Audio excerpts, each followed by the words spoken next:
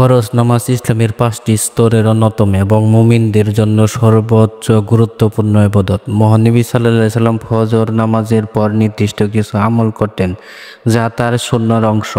এই আমলগুলো নামাজের সওয়াবকে পূর্ণতা দেয়, আধ্যাত্মিক সংযোগ বাড়ায় এবং আল্লাহর সন্তুষ্টি অর্জনে সহায়তা করে।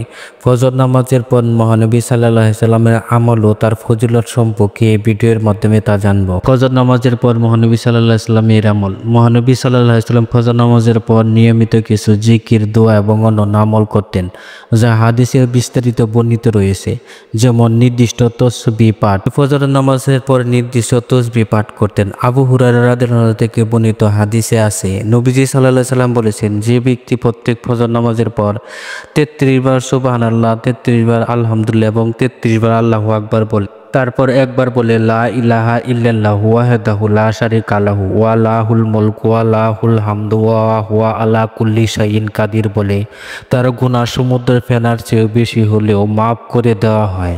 তারপর আয়াতুল কুরসি পাঠ করতেন, সূরা ইখলাস, ফালাক ও নাস পাঠ করতেন, দোয়া ও মুনাজাত করতেন।